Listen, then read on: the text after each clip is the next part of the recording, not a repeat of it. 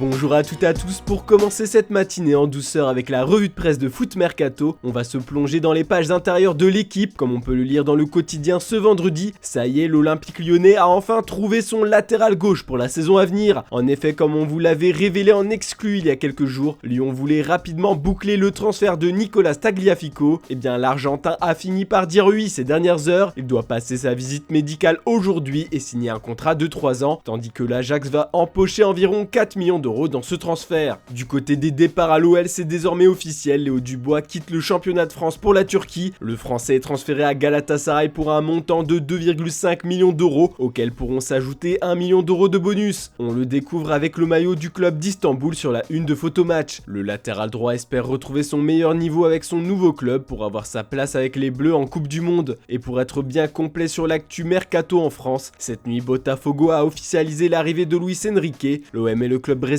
ont réussi à se mettre d'accord sur un prêt avec option d'achat. En Italie, une fois encore, c'est Romelu Lukaku qui fait la une de la Gazzetta dello Sport. D'après le journal au papier rose, le Belge est déterminé à rester à l'Inter après la fin de son prêt. L'Inter, je ne te quitterai plus, titre le média en imaginant ses propos qu'il pourrait avoir en conférence de presse. Il va tout faire pour réaliser la meilleure saison de sa vie pour prouver qu'il doit rester. Actuellement, Lukaku s'entraîne comme un acharné pour retrouver son poids idéal, 101 kg. Du côté du Corriere dello Sport, c'est l'avenir de Milan Skriniar qui a interpellé les journalistes italiens. Les négociations entre le PSG et l'Inter traînent. En fait, les Nerazzurri freineraient l'évolution du dossier. Le coach Inzaghi ne veut pas que le Slovaque quitte la Lombardie et envisage même de le prolonger. La principale raison étant que l'Inter n'a pas trouvé de remplaçant au défenseur de 27 ans. Bremer a été officialisé du côté de la Juve et Koundé ou Kimpembe, ce serait trop cher pour l'Inter. En parlant du PSG, selon Tuttosport, la Juve met la pression sur les dirigeants parisiens pour Leandro Paredes. L'Argentin aurait déjà échangé avec Di Maria pour prendre la température. Le club de la capitale réclamerait 20 millions d'euros pour son joueur sous contrat jusqu'en 2023. Direction l'Espagne, décidément, Robert Lewandowski fait encore la première page de Mundo Deportivo. Ce vendredi, le quotidien catalan retrace le parcours du canonnier polonais. On découvre les raisons de l'évolution de sa condition physique qui a joué un rôle clé dans sa carrière. Et tout ça, ce serait grâce à sa femme qui est nutritionniste. Prendre soin de lui, ça lui aurait permis de se préserver d'une grave blessure. Mais on va parler un peu plus du mercato du Barça maintenant. On peut lire sur la une de Sport que Jules Koundé va prendre sa décision finale. Chelsea ou Barcelone pour le futur du français? Eh bien tout semble réglé pour le départ du défenseur de Séville à Londres. Malheureusement pour les Blaugrana, ils ne peuvent pas concurrencer l'offre de 55 millions des Blues, alors ça réfléchirait déjà à des alternatives pour renforcer la défense catalane. D'après le quotidien espagnol, 4 noms ont déjà été cochés par Xavi et Laporta. Saliba qui aurait impressionné les coulés après sa saison à l'OM, Skriniar de l'Inter, Gvardiol de Leipzig et Inigo Martinez de l'Athletic Club. Mais un autre nom aurait été ajouté à cette liste dernièrement, celui de Pau Torres, l'international espagnol de Villarreal. Bien sûr, le Barça n'oublie pas non plus le dossier César Azpilicueta, un accord existerait déjà avec Chelsea pour son transfert. On part en Angleterre maintenant, indésirable la saison dernière pour Ralf Rangnick, Anthony Martial pourrait être le fer de lance de l'attaque de Manchester United sous l'ère Ténard. Après un prêt mitigé à Séville, les dirigeants des Red Devils étaient prêts à réitérer l'expérience qui n'était pas au goût du nouveau coach. Le français l'a impressionné à l'entraînement, c'est surtout le possible départ de Cristiano Ronaldo qui bloque Martial à MU. Ténard ne veut pas perdre un second atout offensif, ce sera la loi Martial comme s'amuse à le titrer le Daily Star. Et comme on peut le lire dans le Daily Express, Eric Ténard a déjà une idée de sa première composition en Première Ligue contre Brighton le 7 août. Ce sera un trio Rashford, Martial, Sancho avec Bruno Fernandes